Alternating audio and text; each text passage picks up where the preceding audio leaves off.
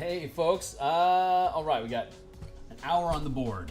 So let's see if my stuff's been updated here. We're gonna get live with martial powers today. We've been revising the power lists, and now we're at a place where the powers are revised. We need to update the classes and subclass options to correspond with the revisions that we've made to the powers. So there's been a weird delay going on with the OBS and showing video content on.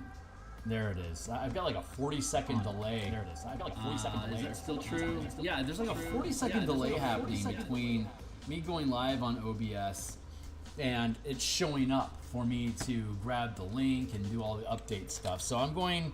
I'm updating social media that we're live, and I'll be up and running here in a hot second. But for the past year, we've been tinkering with an alternate magic system that uses the same mana system that I have built for the universal spell points and for the color mana spell point variant rules that are on DMsGuild. You can see that bundle here on the cover, and there's also links to all that stuff down below. Magic users versus martials. It's a classic disparity where feats are spells are basically feats that continue to escalate in power as you gain levels, and casters gain 22 some odd extra feats when their characters go through the 1 to 20 level that can often be switched out on a daily basis, making their characters highly flexible and adaptable to the encounters that they anticipate engaging with, while martial characters don't. You can follow me on the X Twitter platform here at Phil Kearney. That's where I'm at if you're there. And you can like, subscribe, bell icon to get notifications when I'm live in the future. All the books that I'm talking about are linked here. They're all free to view, but they also come with a ton of assets. So if you like the books and you think they'd be worth 4+ stars, consider making a purchase to encourage me making more of them in the future. Boy, I'd appreciate that. So let's get into the thick of this. You can, let's see. Martial Powers playtest content is on this link here. If you were to click that, you'll end up on this page here. It's read-only for you. I'm editing right now for us. For the past couple sessions, I updated the list of martial powers. It was 210. It's down to 165. We were able to trim off about 50 some odd powers out of the mana cost disciplines. We consolidated a lot of the exploits and maneuvers to simplify the decision making that you need to do, just to keep it a little higher value. Let me adjust that accordingly. Bop, bop, bop, bop, bop, bop, bop. There. Click, click, click, click, click, click. Strikes, sustained powers. One of the big changes that we made is we're removing concentration from sustained powers. And so that's going to simplify the language between whether something's locked or unlocked. The sustained powers contradict concentration. So if you're using the variant rules in the color mana system for maintaining multiple concentration on multiple spells, each rank of power reduces the amount of spell levels that you can sustain at a time as well. So we'll need to update those rules, but that is not my focus of conversation today. For those that aren't aware, this is all working off of a half-casting progression system, but nothing has, there are no powers greater than 4th rank. So by 13th level, you can access all the different powers that are available in this book. But by the time you get to 17th level, you can put up to 5 mana into them, even though a 4th rank power only requires 4. You can overcast or upcast or overclock or overchannel to be able to to use additional mana to ramp up the effects. The power die acts as a martial arts die, inspiration die, superiority die, flash of insight die, skill die. It increases in level as well. The number of powers that you can prepare, as well as half casters are considered hybrids. They gain 2 points per level, capping at 40 points at 20th level. Martial casters, including warlocks and monks, gain martial points on a short rest. Hybrids are at long rest. Martial points are on short rests, 1 per level. until 20th level. So if you've checked out my spell point Warlocks, which is linked down below, you'll see this same method for the packed mana. So let's see. We want to go through and we want to we have to adjust the concentration effects. So first thing we're going to do is affect that for barbarians. Let's see, optional features, empowered maneuvers, channeling rage. When using martial powers, rage gains additional benefits while raging. You cannot maintain concentration. Let's see. While raging, you can sustain a number of you can sustain multiple powers that the total number of ranks sustained is equal to your max rank gained as a barbarian +1. For example, a 3rd level barbarian has a max channel limit of 1 and can sustain 2 ranks of powers. A 9th level barbarian has a max channel limit, has a max channel rank of 3 and can sustain up to 4 ranks of power.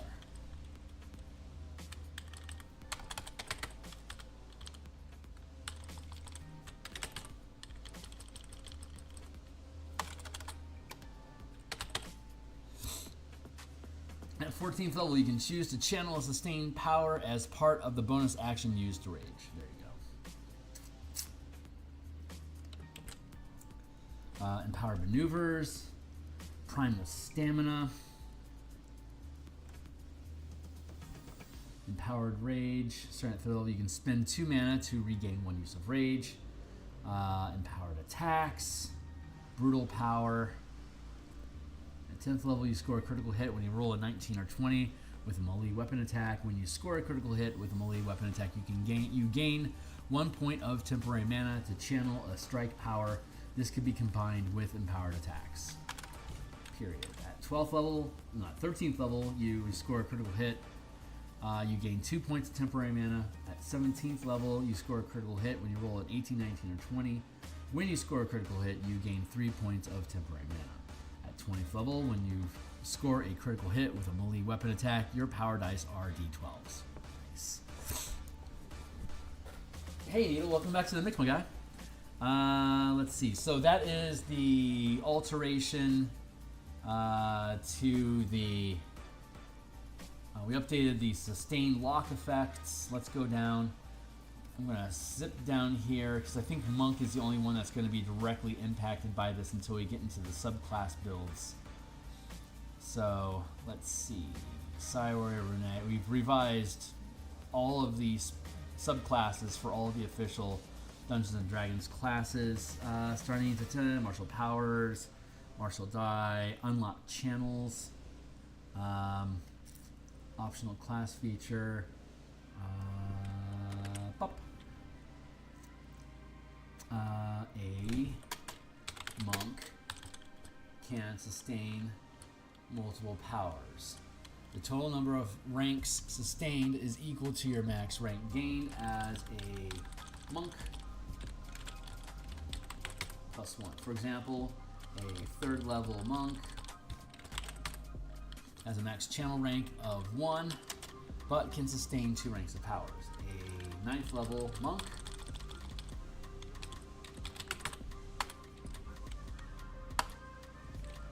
has a max channel rank of 3, but can sustain up to 4 ranks of power.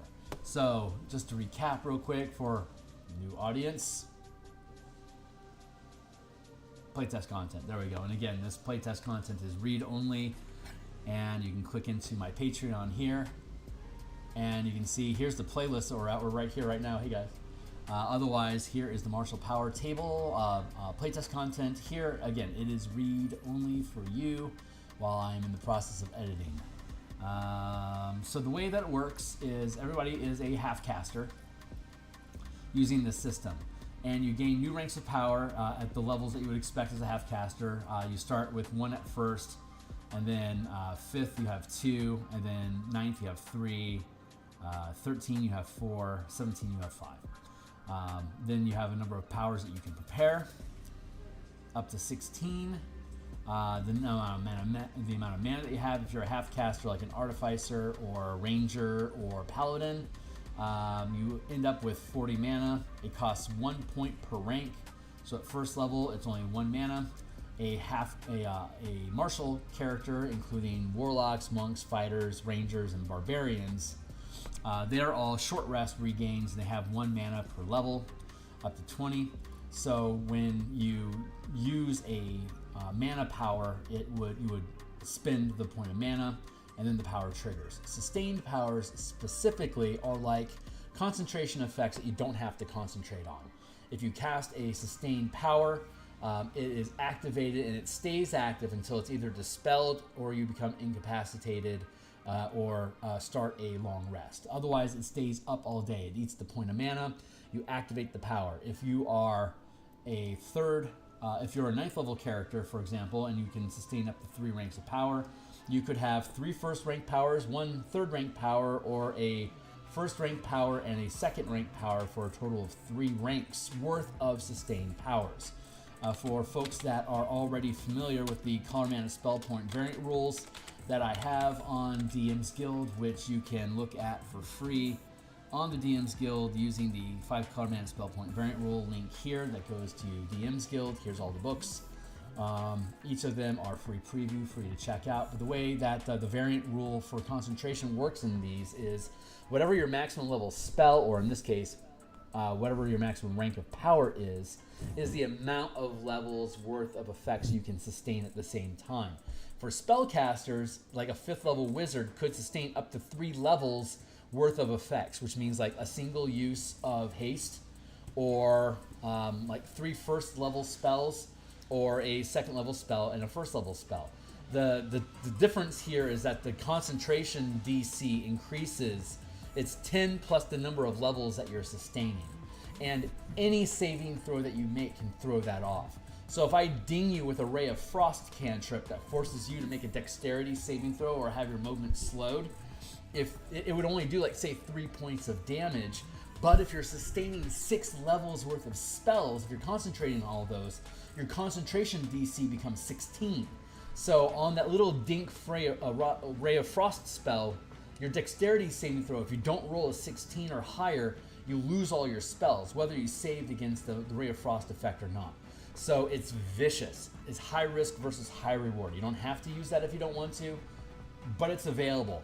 The last 2 level 1 to 20 campaigns that I have ran have used this, and the spellcasters fucking love it because they can really juice up their character, but they also have to become critically aware of their positioning in combat, knowing that if they get dinged, they could lose all of that stuff and they'll have to spend a number of rounds getting that all built in. But when they are strategizing and getting the jump on something, and they can stack up multiple buff effects for them to get a really good ambush on something, if they do it well, they won't get taken out.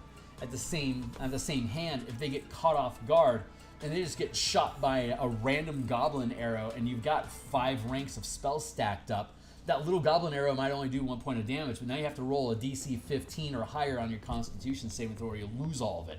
High risk, high reward. Super sweet. Hey, what's up?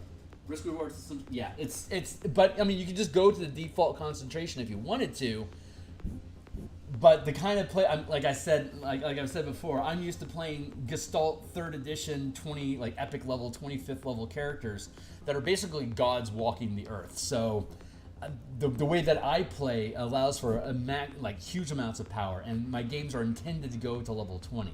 So all the things that I build are actually meant to be used with 20th level characters, and you can start using this stuff at first level. So the way that the sustained powers used to have this concentration effect, but after we did some additional playtesting, it felt that removing that concentration effect and just permanently having them on is a better use. That now powers conflict spellcasting. So if I'm a 9th level barbarian, I can have a barbarian can have +1. So a 9th level barbarian could actually have 4 ranks of power sustained at the same time, as can a monk. But like a rogue, for instance, a 9th level rogue could sustain up to 3 ranks of power on various sustained effects at the same time. And since we removed the concentration effect, you have no fear of losing them unless you're knocked unconscious, you start a long rest, or you get hit with a dispel magic. Those can disrupt it, but otherwise you're basically locking features onto your character. Martial characters are so weak in comparison to the casters once you get to like level 8+. Not having to worry about concentration on your martial characters, since they go into melee combat so often and get hit by so many effects, it's a good quality of life improvement. And the way that it used to work is that monks and barbarians didn't have to concentrate. They just automatically locked powers on, and they were always working. And it didn't take away from anything else that they were doing. So once we removed the concentration aspect of it, the monks and barbarians no longer had any benefit to do so. Like, why would you play a monk or barbarian? Like, the big edge that they had was their being able to drop concentration. Now that no one needs concentration, we have to give monk and barbarian a little bit more of a kick. So that's why we're allowing them to sustain a number of powers equal to their max rank +1. So a first level monk can sustain 2 ranks worth of power at the same time. You still are limited to only first rank powers, but you can have 2 of them active at the same time, and it doesn't interfere with anything else that you're doing. So considering that a monk only has, actually a monk sustaining powers, this would be a 3rd level, because they don't even have 2 mana to sustain 2 powers with until 2nd level. So I should probably make that a 2nd level power. There's a lot of, anyone that's interested should dive into this. I'm not going to go over all the different exploits, but there's a lot of ways to be able to manipulate your mana pool. Like, you can give up attacks to gain free mana that you could then use with other attacks or as a bonus action, stuff like that. So even though you have like your set amount of points that you have in your mana pool, if you give up action economy, you can gain free mana during that turn to do more stuff. And each class has its own way to cheat shit. So I should go back up to Barbarian to fix its mana.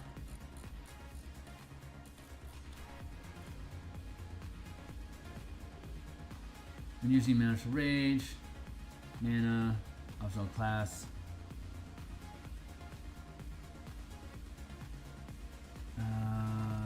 Chilling rage. When using martial powers, rage gains additional benefits.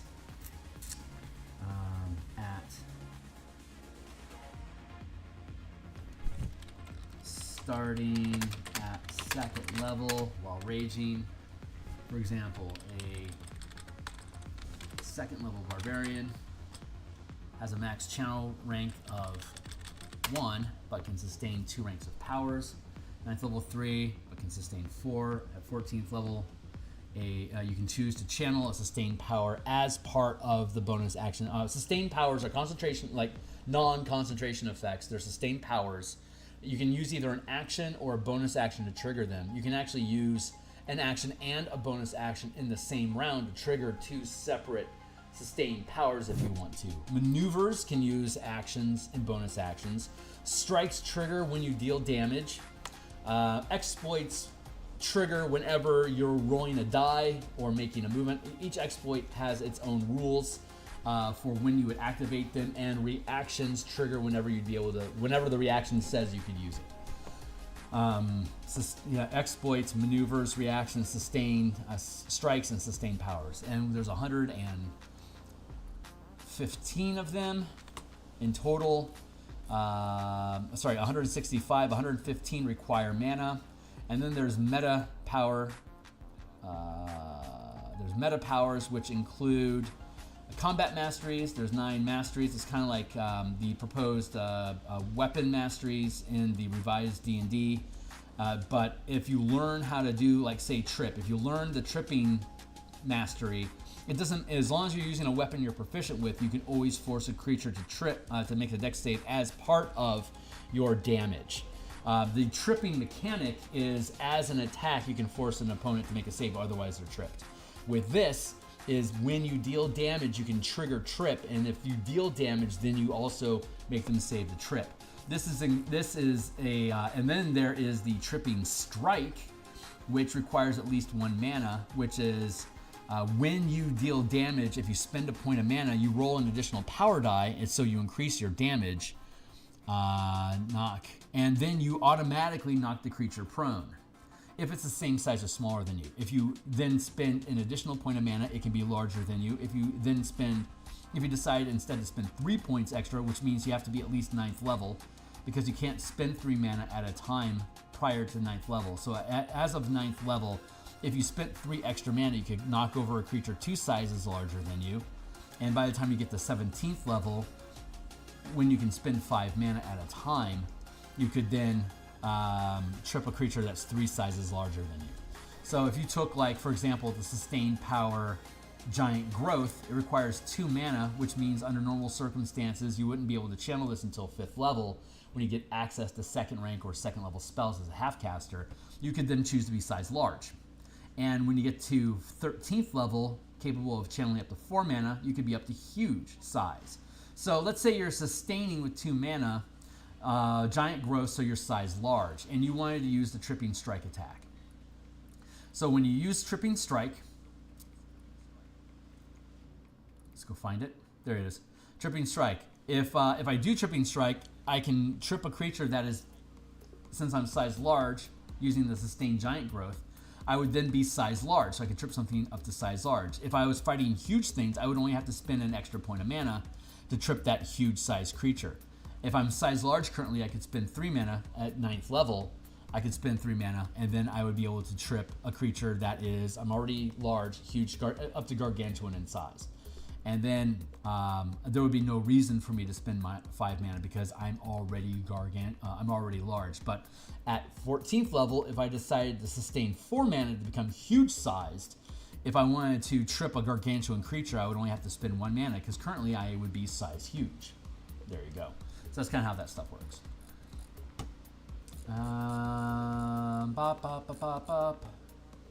That's right. I wanted to get into powers here. I want to open up this separately so I can bounce back and forth. Let's see. There. We'll have to update all the rules, but we're not going to update those right now. Right now we're just going to mess around with the characters. I'll probably update the rules off screen. Let's go down here to the barbarian. Barbarian has multiple subclasses. You gain bonus power. Oh yeah, that was what we were talking about. The other meta powers that you get. There's there's the combat masteries. There's also feats. You can choose feats. You can prepare feats using this system. And there's currently 32 of them that we have selected that are available for you to choose from, like all your sweet shit, like sharpshooter or like telekinetic is really good. Great weapon master is great. And obviously this is all going to get updated when we go with when the updated book comes out. But for now, this is good. Crossbow expert, all these stuff is like really, really good. Polearm master. There you go. You could, as a first level, like a first level fighter, for instance. A first level fighter has 2 prepared powers, and as a martial character only has 1 mana per short rest. You can say, fuck it, I'm not going to learn any of these. I'm just going to learn a bunch of feats. So your first level fighter could start off with both Polearm Master and Sentinel. And now you're set. So when 4th level comes around, you now spend your ASI to gain ASI. And at 4th level, I'd be able to know up to 5 powers. So at higher levels, it becomes useful, since you keep getting more and more mana, it becomes useful to know things that require mana. But at low levels, if you don't want to fuck with it, cool. Just pick up a bunch of feats, stack out your build the way that you want them to use them. The only thing is that half feats don't gain you skill, don't give you ability score bonuses. It's just whatever the benefit is. But there's a stack of really good shit here. And when we see the update in 2025, we'll update what this list is accordingly.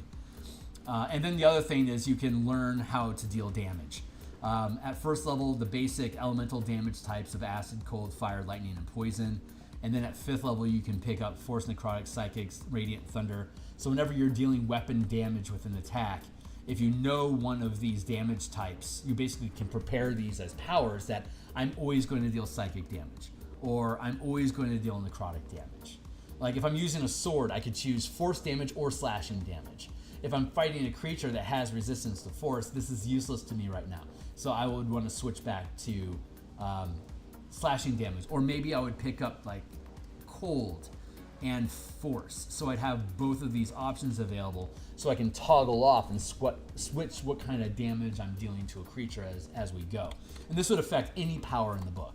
Alternatively, all the strikes tend to deal a type of damage, like a life-stealing strike deals it deals straight damage. A necrotic strike can deal either force or necrotic damage.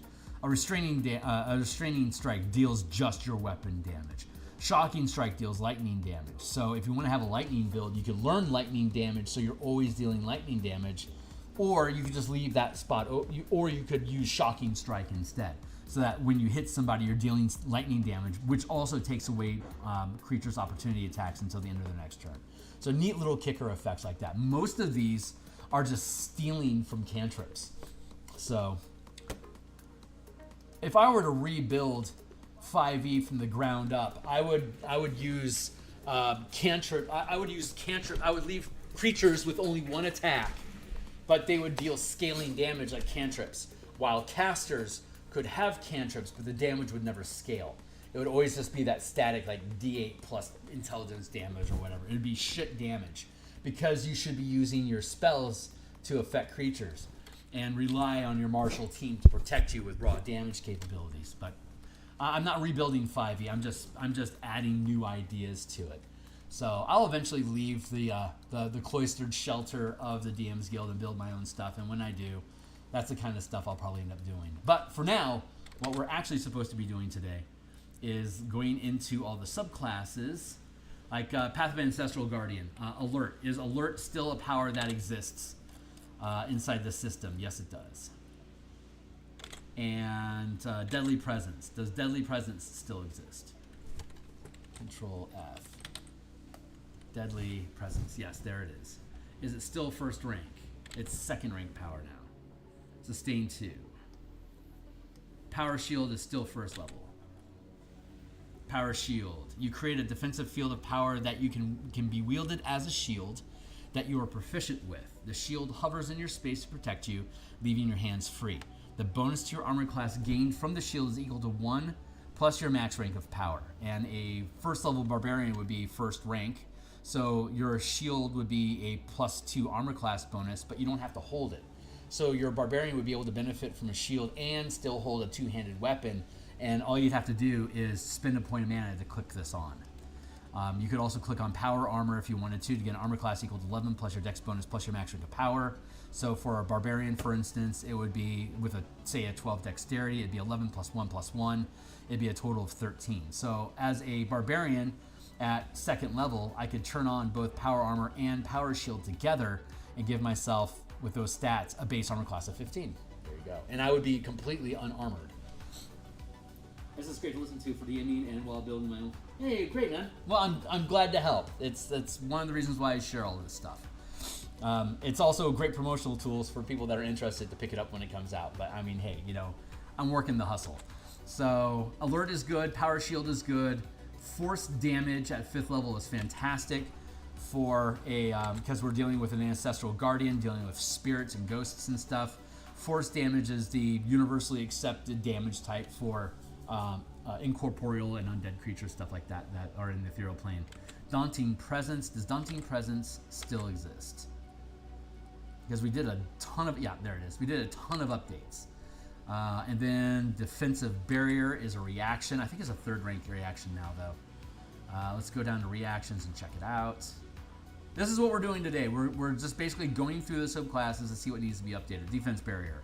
As a reaction to a source you can see targeting you with an attack, you create a momentary opaque barrier, granting you full cover against that attack, causing it to automatically miss unless it ignores full cover. The barrier disappears after the attack. That's a reaction. It'll cost you 3 mana to do it, but it basically says nope to an attack.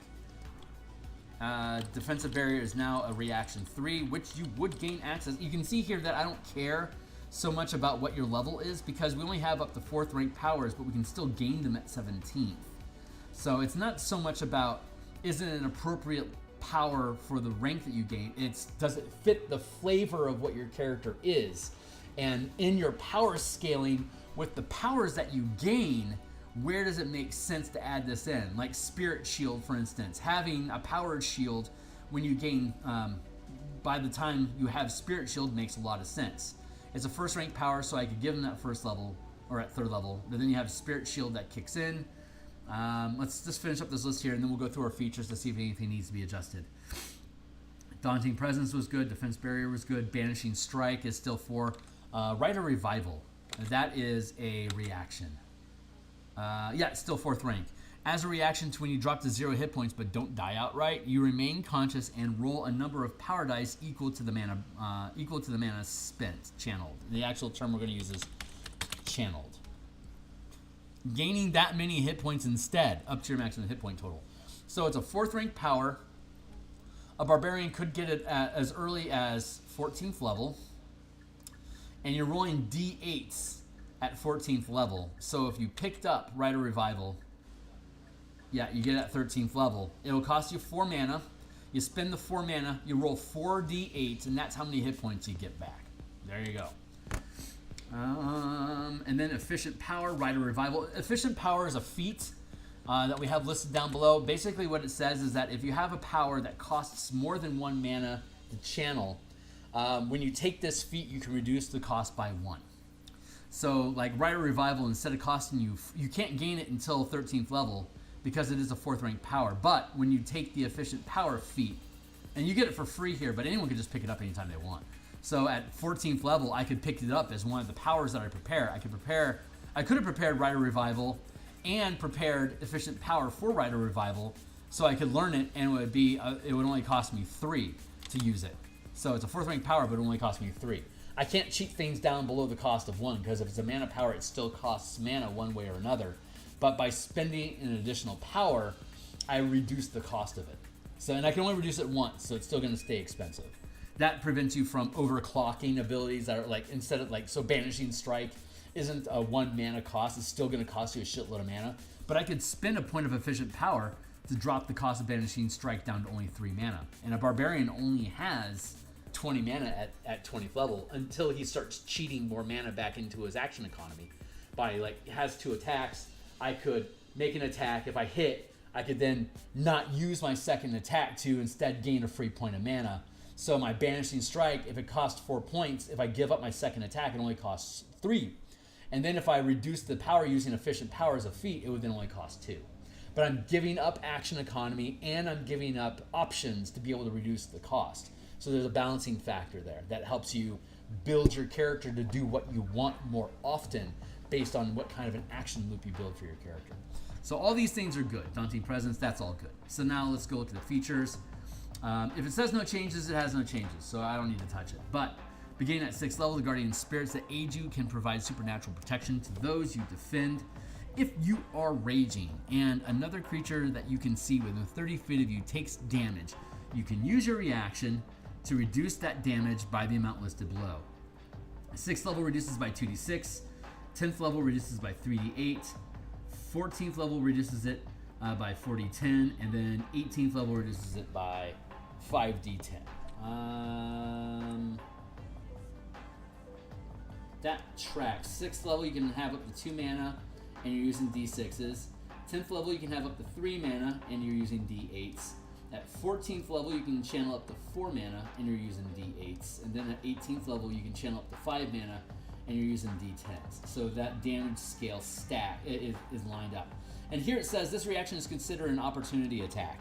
Opportunity attacks are reactions, but there's powers that are listed down below that allow you to convert attacks into, like if you're, here, I'll go find it real quick. Sustained, I think it's called Hypertunistic. Let's check it out.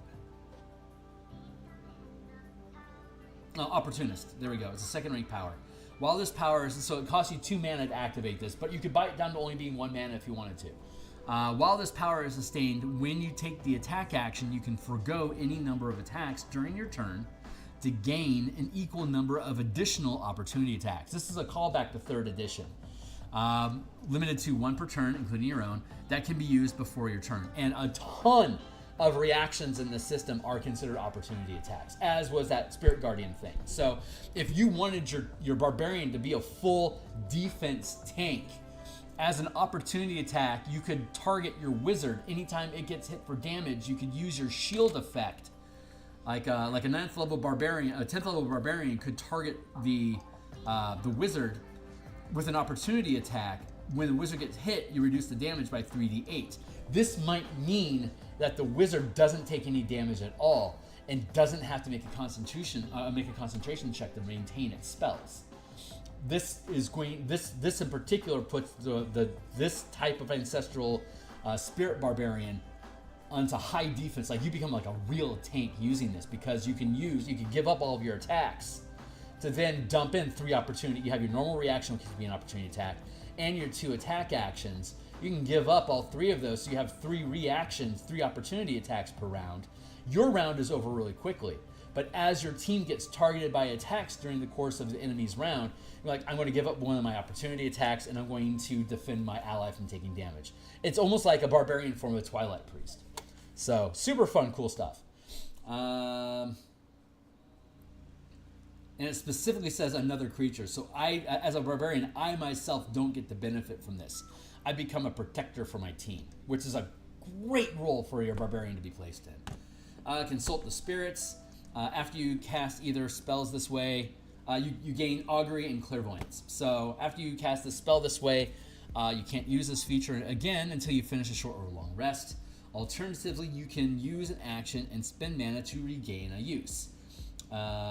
It says Fury, but it should be mana because we updated the rules. We just left it all saying mana to prevent confusion. So Augury is a 2nd level spell, costs 2 mana. Clairvoyance is a 3rd level spell, costs 2 mana. Vengeful Ancestors, no changes, there we go. So hey, that means that we're done there. So now we're gonna go into the Battle Rager. Let's see what the battle, I know that Piercer is still 1st rank. Is Grappling Strike still a 1st rank power? Because we did a major overhaul last week on all of these powers. So, looks like Grappling Strike is still 1st rank. Grappling Strike. For melee only. Your weapon damage increases by 1 power die per mana channeled. And you can grapple a creature 1 size larger than you with that weapon. With the weapon you hit with that weapon. The grapple ends when you choose to or attack another target with the grappling weapon, or if you are incapacitated. The grappled creature can attempt to end the grapple by succeeding a strength or dexterity saving throw at the end of each of its turns. There's strong evidence that grappling rules are going to be turned into a saving throw for creatures that are grappled. So we are allowing that effect as well. So Piercer and Grappling are both good. Piercer feat, because it's a Battle Rager, they gain that armor. So they're always dealing piercing damage with their battle armor. So it made sense that they would gain the Piercer for free when they take the subclass. It's super smart stuff. I like to think it's smart, but it's complementary. So I think it's all, like, if I saw somebody else do this, I'd be like, yeah, that's clever. Restraining Hold. I don't know if Restraining Hold is still 1 or not. If it's 2, that's fine. Allied Attack. Looks like it might be. Maneuvers. Rally, Regenerate, Coordinate, Curse of Clouded Mind, Incapacitator, Lethargy.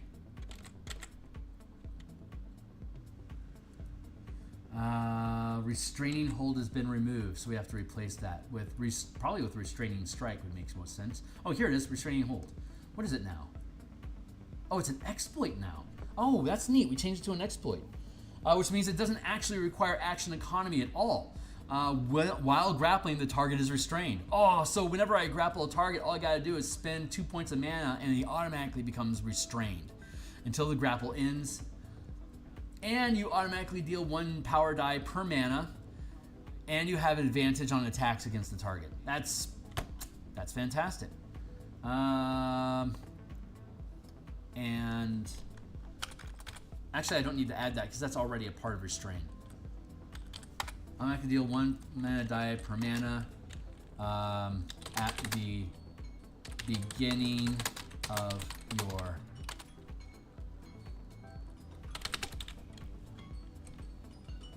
my 20-minute alarm. How are we doing on time? We're doing good. That's sweet. Restrain that got turned to it's a 2nd rank exploit, so it costs more mana, but it doesn't cost action economy. So I'm pretty happy with that. Because you could buy it down to being only 1 mana. Life Stealing Strike. That's still 1 mana. Close Quarter Combat, Sustain 2. Is that still true?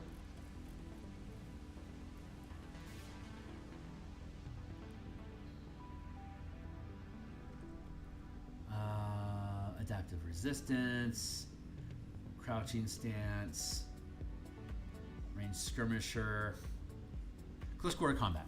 While the power is sustained, you can add 1 power die to grappling checks. You can add 1 power die to the saving throw DC to end a grapple. The sustained power can be combined with the grappling strike power listed above. So Close Quarter Combat, it's 2 mana.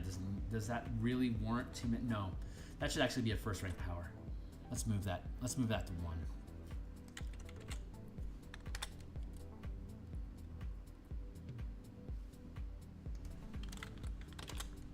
Close Quarter Combat, because it does so little. It's such a simple niche ability, but it is sustained. So sus 1.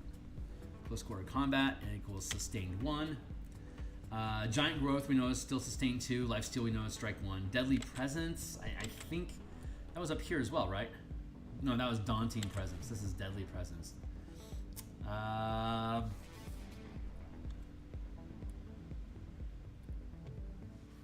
Deadly Presence. 2 mana. Deadly Presence says, while this power is sustained and you are not restrained, stunned, paralyzed, or incapacitated, any creature that you can see that begins its turn or moves within reach of your melee attack gains 1 power die of damage. Takes 1 power die of damage. There you go. Kicker. If you spend 4 mana, the damage increases to 2 power dice. So Deadly Presence is still good. And Empowered Synergy, I think Empowered Synergy, that's an exploit. I think that dropped to, did that drop to 2? I think so. Let's see. Empowered Synergy, yeah, it's 2. When you channel a maneuver, you can make a melee weapon attack as part you can make a weapon attack with advantage as part of the maneuver. This attack can be made at the beginning, and or during the empowered maneuver. So ooh, wow, during a maneuver. That's really good. Empowered Synergy. When you channel a maneuver, it's an exploit, right? Yeah, so it's just free action economy. You just spend extra mana and you get a free attack. I want to improve that, though. When you channel a maneuver or a sustained power. A maneuver or sustained power. Right, you can make a weapon attack with advantage as part of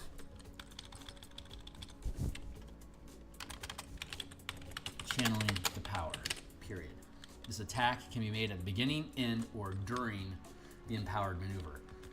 So it could work with either maneuvers or sustained powers. Let's look at a fun one. Real quick, let's go down to Flicker Strike. Flicker Pounce. It's a 3 mana maneuver, so it's either going to be an action or a bonus action. You can teleport up to 30 feet away to a space within 5 feet of a creature that you can see, and make a weapon attack against it. If the attack succeeds, you can choose to teleport back to the original position. If the attack fails, you don't teleport the second time. So I could activate Flicker Pounce, and then it costs me 3 mana to do that unless I buy down the cost. And then I can, and then I could also with it trigger empowered synergy. So it'll cost me a total of 5 mana, unless of course I buy down empowered synergy, so it only costs 1 mana. So it would cost me 1 to learn empowered synergy, and another to reduce its cost to 1 mana. On top of Flicker Pounce will cost me 1 to learn or prepare, and then another feat I could spend to reduce its cost to 2. So I could reduce for four prepared powers. I could learn this ability. I could create this action sequence for 3 mana. I could then teleport, and going back to the empowered synergy. There we go. When you channel a maneuver or sustain power, you can make a weapon attack with advantage as part of a channeling power. This attack can be made at the beginning, end, or during the empowered maneuver. So if I were to activate Flicker Pounce, it allows me to target a creature up to 30 feet away, teleport to it, hit it. If I succeed in the hit, I teleport back. So if I'm using empowered synergy with it, I could attack an opponent that's next to me now, then teleport 30 feet away to hit that other target. And if it succeeds, I could choose then to teleport back to the original, back to my original position by the target that I hit, or I can stay there. If I teleport to that other creature and I miss that attack, I could instead use my empowered synergy to attack it again with advantage. I would still stay in the same spot, but I would at least have a second attempt to hit it. So there you go. Let me make sure it's coded properly. This attack can be made at the beginning. Make with advantage as part of the channeling. Oh, that's right, Flicker Pounce. Let's go down to Flicker. There. Because maneuvers can be used as either actions or bonus actions. You teleport for 30 feet and make a weapon attack. If the attack succeeds, you can choose to teleport right back to your original position. If the attack fails, you don't teleport the second time. There you go. So let's go back to our list. God, I fucking love that power. Empowered Synergy is 2 now. That's why we went there. Efficient Power, Giant Growth, which would drop the cost to 1 because... why do we go with Giant? Oh, because grabbing things and wrestling with them is fun. So Giant Growth and Life Stealing, those are good. Deadly Presence, that's good. Empowered Synergy is good. Efficient Power, Giant Growth, we'll take it. Reduces the cost of Giant Growth down to 1. And Close Quarter Combat, it's already a 1. So let's instead... Let's reduce Restraining Hold.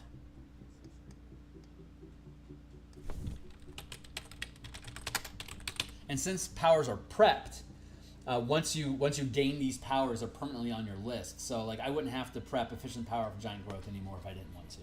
But before 17th level, I might, because Giant Growth is a 2nd level power or 2nd rank power. So it would eat up at 5th level. It'd eat up both my ranks. But if I bought it twice, I could pay it down, so it only costs me 1 mana. Super useful.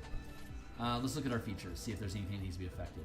Battle Rager, when you choose this path at 3rd level, you gain the ability to use Spiked Armor.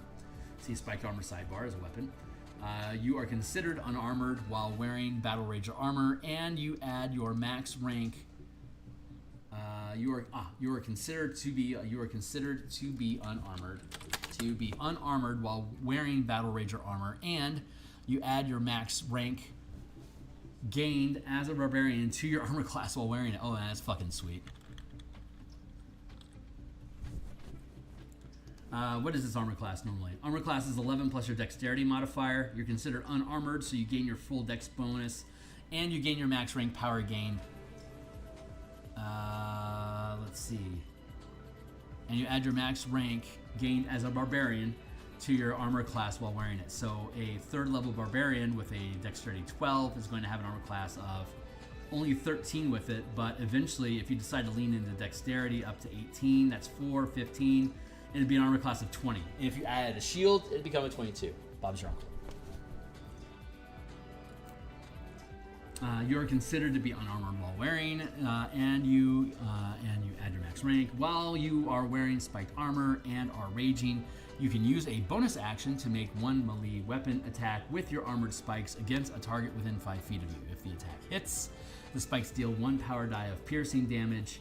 You use your strength modifier. You use your strength modifier for attack and damage rolls. Yeah.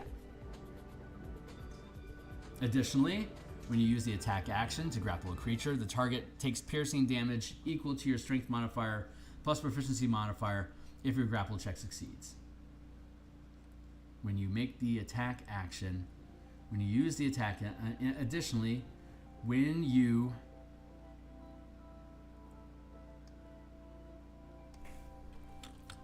grapple a creature, the creature takes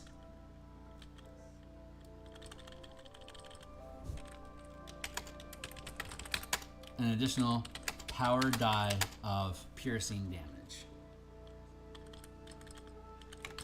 There. So you automatically go in and deal damage.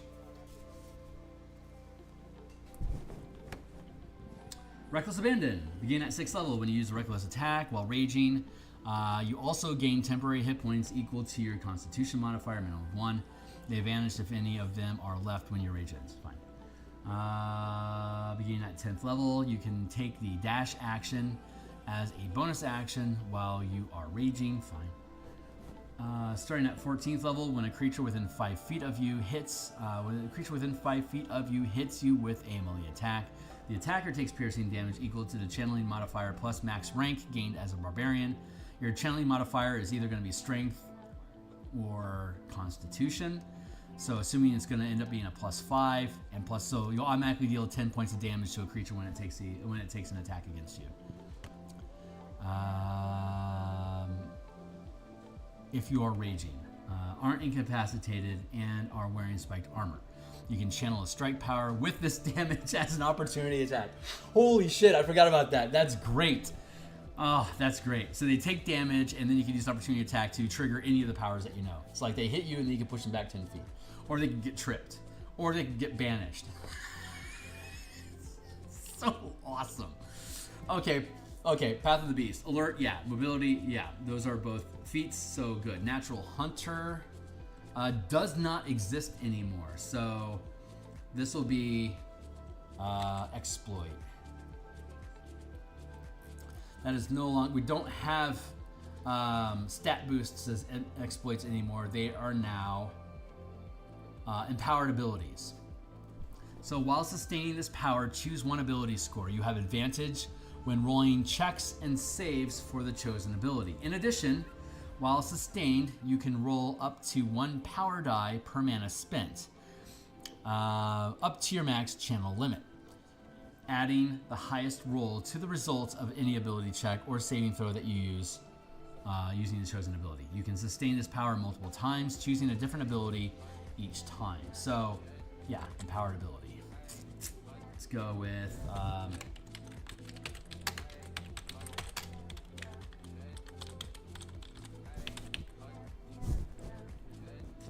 Aquatic Adaption is still first. Allied Assault.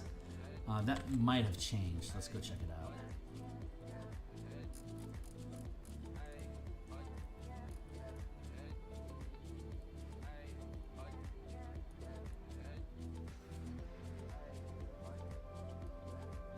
Looks like it's second. Allied Attack.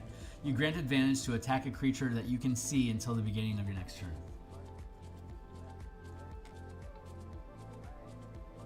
You grant advantage.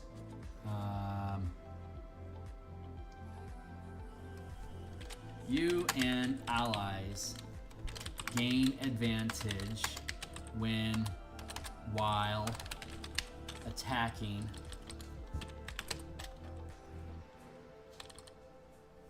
a creature you can see. A chosen creature you can see until the beginning of your next turn. So Allied Attack is 2 mana. Allied Assault.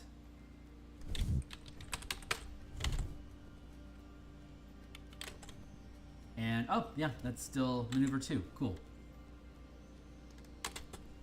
Life-Stealing Strike is still first. Rogue Stance, I think that's still first. Let's go check it out.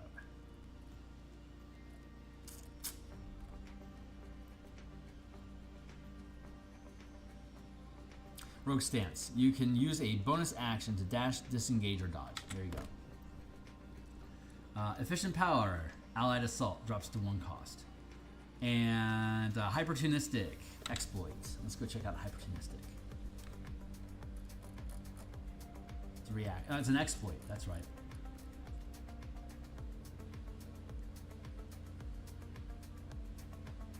third rank now. Still third rank. When you make an opportunity attack, you can make an extra attack against the same creature, or forego the extra attack to gain 1 temporary mana to channel a strike power if the first attack hits. Expensive, but it's a free attack, or a free point of mana.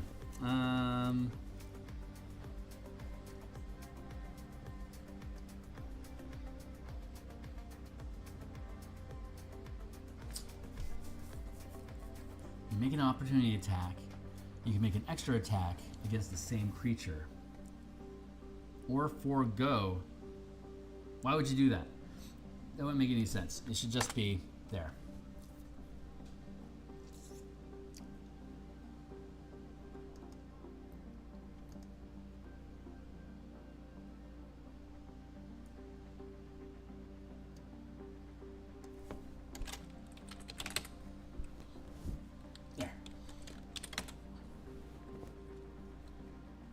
Features, lycanthropy. You can sustain the lycanthropy power at no cost.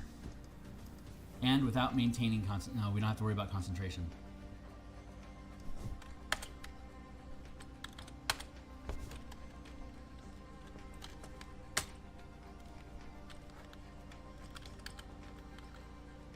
Let's look at lycanthropy real quick.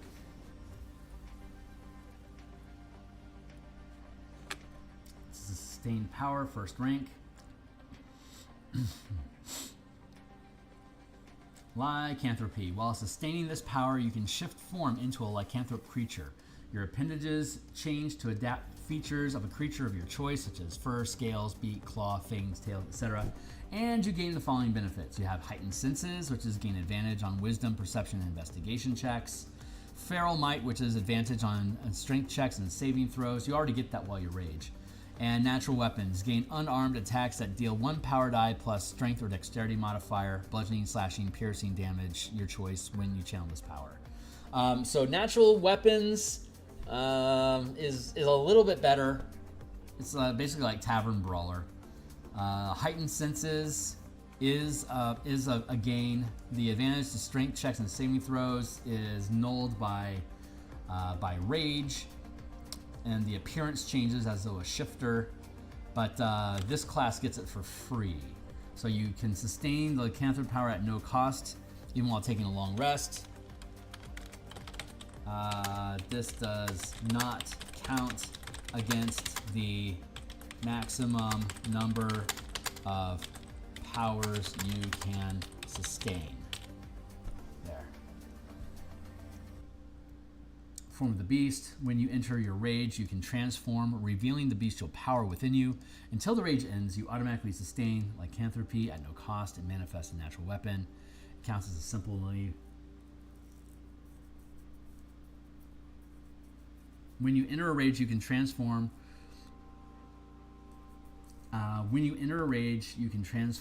Revealing your bestial effect. Until your rage ends, you automatically sustain lycanthropy at no.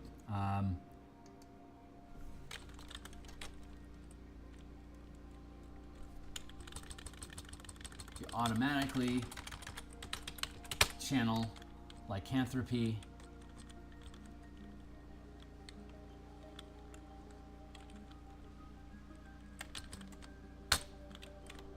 that is redundant with what the power itself is. Oops, wait. Let's see.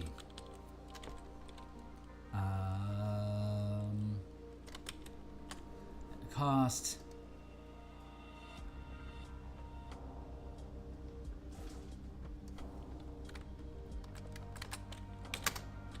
When you enter your rage, you can transfer furthermore.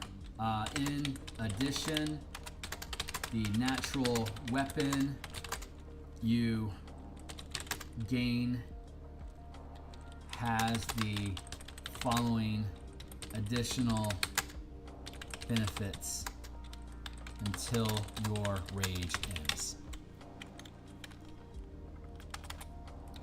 While raging. Bite. Your mouth transforms into a bestial muzzle with great mandibles, or great mandibles, your choice. It deals piercing damage equal to your power die on hit. Once on each of your turns, when you damage a creature with this bite, you regain a number of hit points equal to the result of the power die roll, provided you have less than half your hit points. If it's claw, each of your hands transforms into a claw, which you can use as a weapon. If it's empty, it deals slashing damage equal to your power die on a hit. You can also make a claw attack as a bonus action.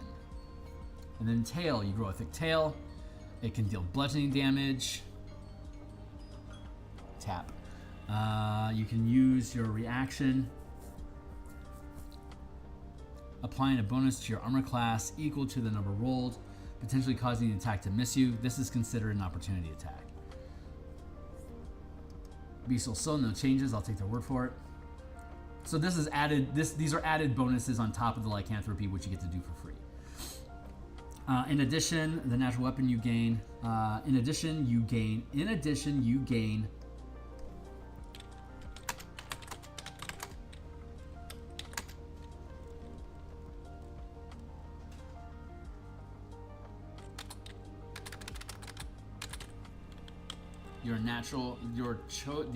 In addition, the natural weapon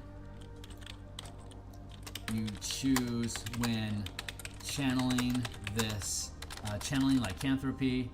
The lycanthropy power gains the following additional benefit while raging. There you go.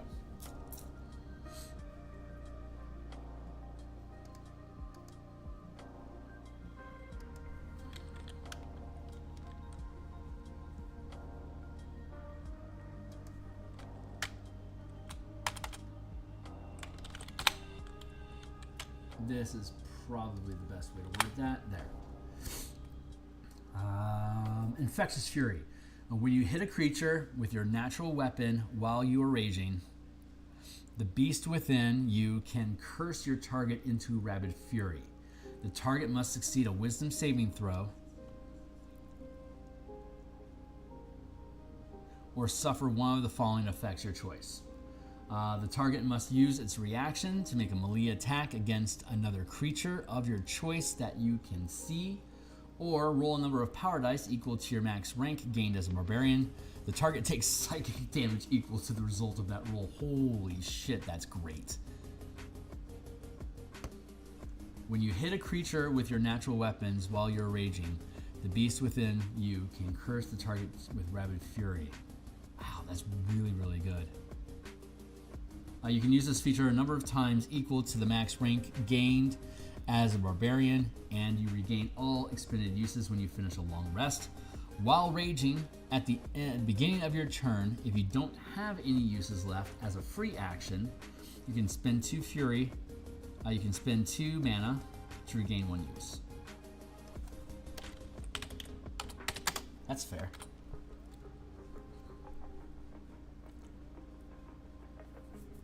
Call of the Hunt. The beast within you grows so powerful that you can spread its ferocity to others and gain resilience from them joining your hunt. When you enter your rage, you can choose a number of other willing creatures you can see within 30 feet of you equal to your constitution modifier, minimum 1 creature. You gain 5 temporary hit points for each creature that accepts this feature. Until the rage ends, the chosen creatures can each use the following benefit once on each of their turns. When the creature hits a target with an attack roll and deals damage to it, when the creature hits a target with an attack roll and deals damage to it, the creature can roll your power die and gain a bonus to the damage. You can roll your power die and add that much and add the result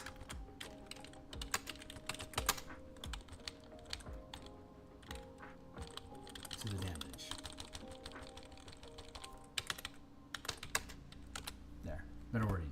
can use this feature a number of times equal to your max rank gained as a barbarian, and you regain all expended uses when you finish a long rest. When you begin your rage, if you don't have any uses left, as a free action, you can spend 3 fury points to regain 1 use of this feature. Cool.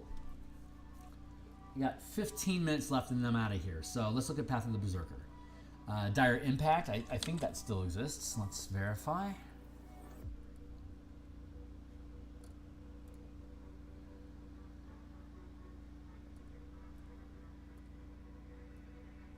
Dire Impact.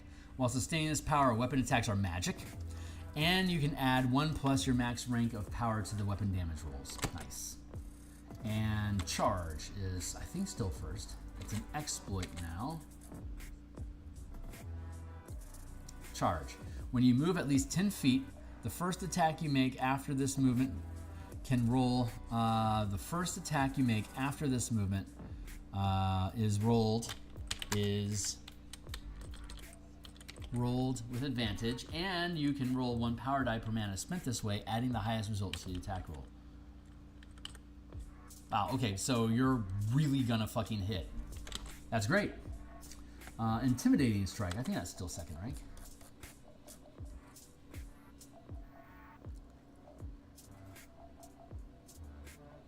Second rank. Intimidating Strike, your damage increases by 1 power die per mana channeled. All of these need to be converted to channeled. And the creature is frightened of you until you lose line of sight, or you are... and the creature is frightened of you until you lose line of sight, or you are incapacitated. The creature can attempt to end this effect by succeeding a wisdom saving throw at the end of each of its turns. Cool. Commanding Presence. Don't think that exists anymore. What is this? Berserker?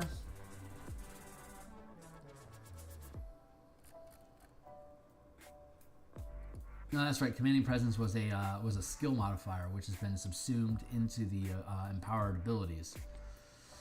But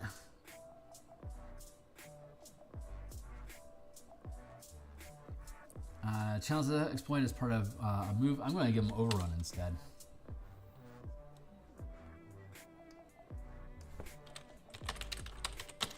Overrun. First rank power.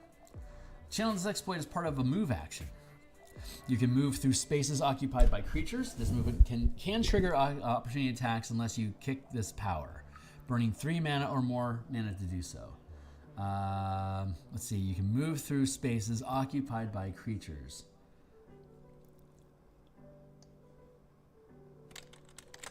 Creatures move through this way, take 1 power die of force damage for each mana channeled.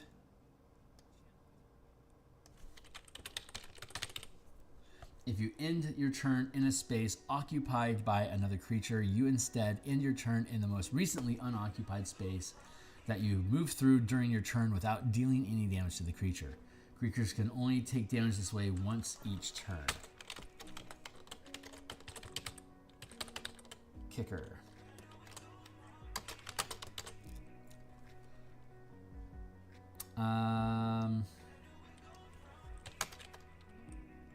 Kicker, 3 mana equals your movement doesn't provoke opportunity attacks.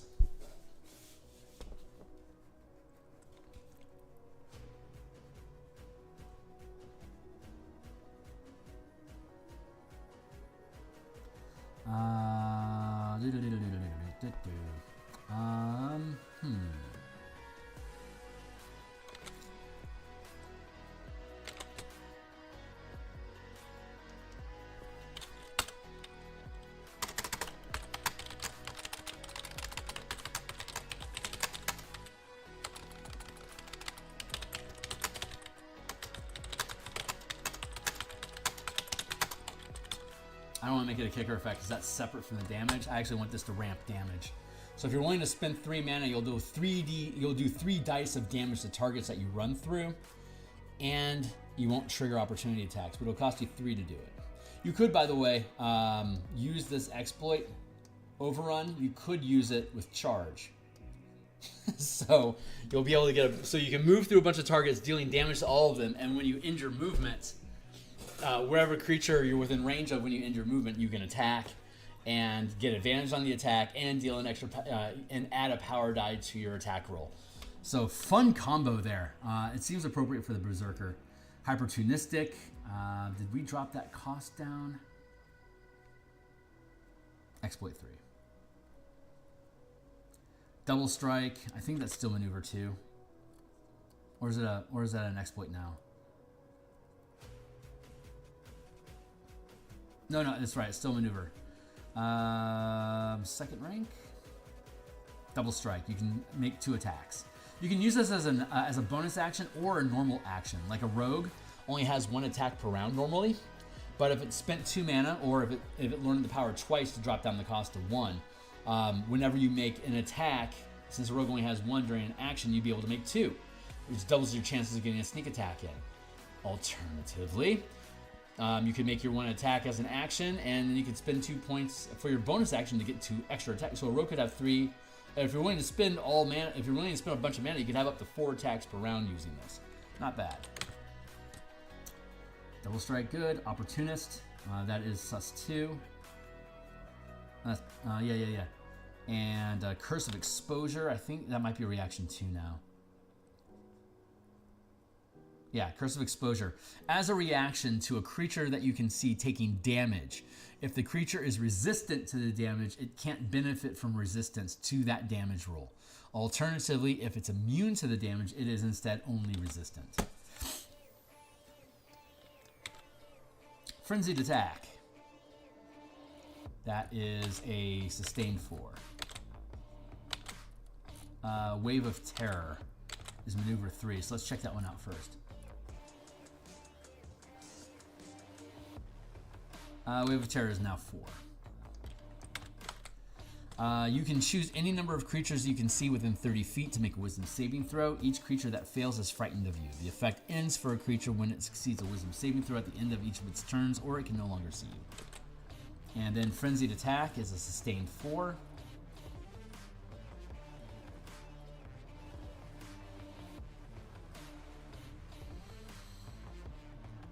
Frenzied Attack. While sustaining this power, you gain 1 additional attack when you take the attack action, and you gain advantage to all attack rolls. Expensive as fuck, but super worth. And here's your features. Frenzy. Starting when you choose this path at 3rd level, you can go into a frenzy when you rage. For the duration of your rage, you can make a single weapon attack as a bonus action on each of your turns, including the turn you choose to rage. Mindless Rage. Beginning at 6th level, you can't be charmed or frightened while raging. And if you are charmed or frightened when you enter your rage, the effects end. Intimidating Presence. While raging, you can channel the Intimidating Strike power as though it is a combat mastery, spending 0 mana. Intimidating Strike is a 2nd rank power. Wow, that's not bad. As though it is a combat mastery, spending 0 mana. You can choose instead to channel the power with mana, increasing damage as normal.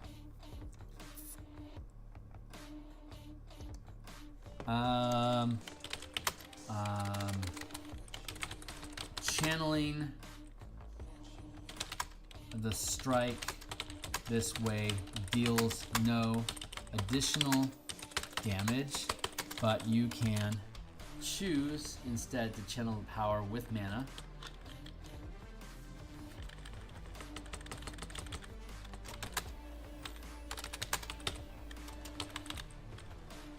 Increasing damage as normal. So you could just choose to spend 1 mana instead of 2. That's not bad.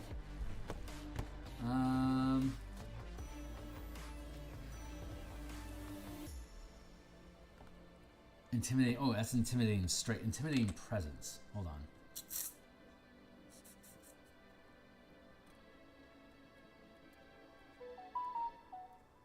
Daunting presence.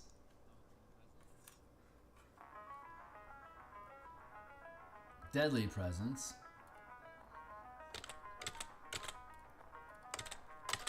Yeah. Okay. Retaliate. I just want to make sure that wasn't a duplicate name. Retaliation, starting at 14th level. When you take damage from a creature that is within reach of your melee attack, you can make an opportunity attack against that creature. That seems kind of weak.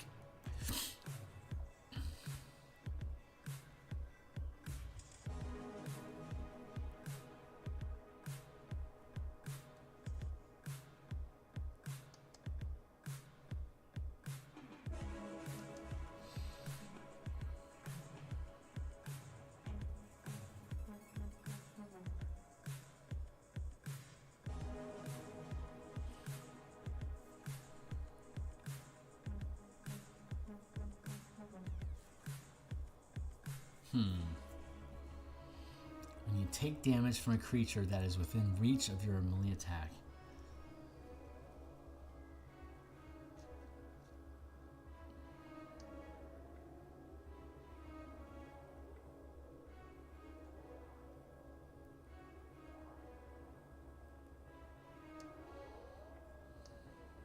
You can use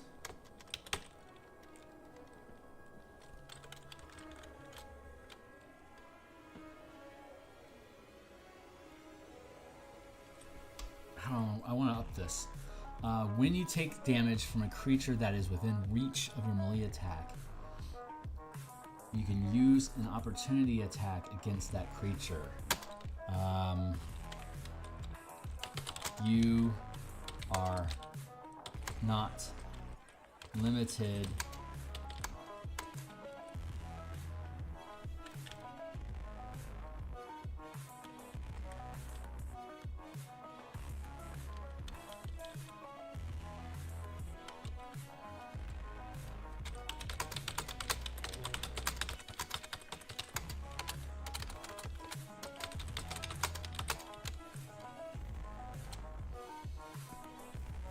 take damage from a creature that is within reach of your melee attacks. You can use an opportunity attack against that creature.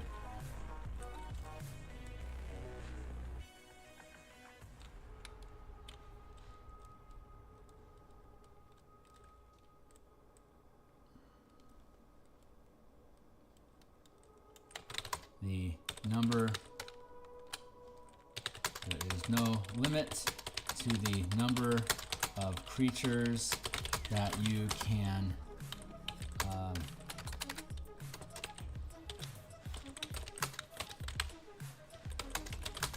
limited to one per turn against that creature. I want to word this better. It needs to be any number of creatures, one creature, but only one attack per creature. So, and it's an opportunity attack, not just an attack. There's a ton of stuff that lets you use, that gets considered to be an opportunity attack. So that's why I want to say you can use an opportunity attack instead of make an opportunity attack. Starting at 14th level, when you take damage from a creature that is within reach of your melee attacks, you can use an opportunity attack against that creature. There is no limit to the number of creatures that you can use retaliation against, but are limited to one per turn as normal. Wow, okay, that's huge. That's basically unlimited opportunity attacks, but they would cost mana. So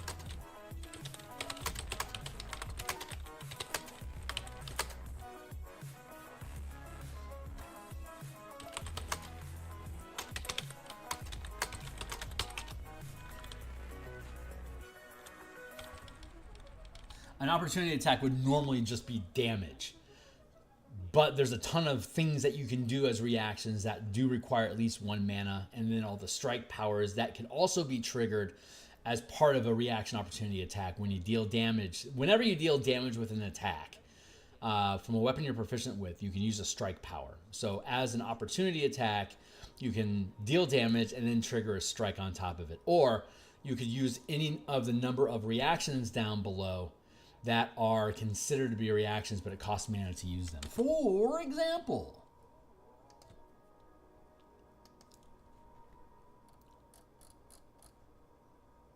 deflection. As a reaction to when you or an ally within reach of your melee attack are hit by an attack roll from a source you can see, like a creature that's within reach of your melee weapon as part of retaliation, the attack is re-rolled, taking the new result. The new result cannot score a critical hit. That is considered an opportunity attack. So using this in retaliation, if something hits me, I get a free opportunity attack, which I could choose to be deflection.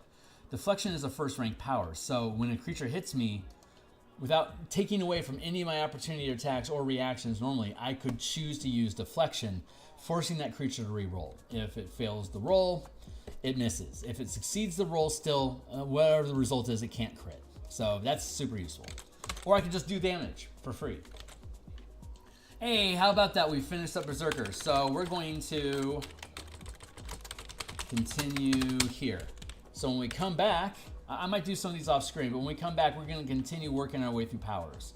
1, 2, 3, 4, 5. There's only 5 powers left, so we should be able to get through the rest of the barbarian powers. We'll be back on Friday doing more of this. Whether I'm done with the barbarian yet or not is a question, but we'll go through all the barbarian powers. We're going to go through all of the fighter powers. We're going to go in archetypes. We're going to go through like all of these. We're just going to go through all of them to make sure every one of them still all jive. It might take us a couple weeks to do it. But at the end of that, we'll be ready for our next batch of playtesting. We're going to start our next batch of playtesting at 5th level. We'll spend 2 weeks on 5th level, another 2 weeks on 6th level. We'll then take in any kind of feedback that we get and make revisions accordingly. And then we'll start up another batch with 7th and 8th level, 2 weeks at 7th level, 2 weeks at 8th level. We'll then slide back, update the mechanics as necessary, and then reintroduce and start again with 2 weeks at 9th level and 2 weeks at 10th level. And then if there's any necessary revisions at that point, we'll make them. By then, we're probably going to be getting pretty close to September. So we might just decide to cool our jets and wait to see what the 2025 Player's Handbook looks like and take in the changes that they made to the classes and subclasses that are in that book, incorporate them into this martial power system, and then we'll send it off to an editor to publish, to clean up for us, and then come back, work on the artwork here on screen like we do in the mornings for Eberron. We'll start doing all the artwork and layout and stuff like that for the Martial Powers book. And then once that's done, we'll publish on DMsGuild. And then we'll have all 13 classes. We'll have a mana system that they can all use with the same language to do different stuff. So we'll have a complete mana-based 5th edition 2025 compliant system. So there you go. So that's it for now. That's where we're at. Anyone that thinks this stuff is cool, like, subscribe, hit the bell icon, notifications, blah, blah, blah. I'm here 10 times a week working on different books. There's links to my Patreon down below. The About page of my Patreon has an updated link to my Discord. You can dive in there if you're interested in playtesting this stuff or just have feedback, want to shoot the shit. Drop in, say hey, would love to have you. Check out all the books I have linked down in the description down below. They're all free to view. If you think they're cool, consider making some purchases to encourage you making more of that cool shit. So, just for reference, for those that care, the Pacts and the Spell Point Warlock book, it has 8 sales to go until it has 501 sales. As a pay what you want book on DMsGuild, that's actually pretty impressive. There's not a lot of pay what you want books that are above silver. So if anyone wants to chip in an extra $1 or $2 to help me hit gold status on that, God bless you and I appreciate you. So I will be here on the other side. I hope you are too. I'll be back in the morning. So later, Gators.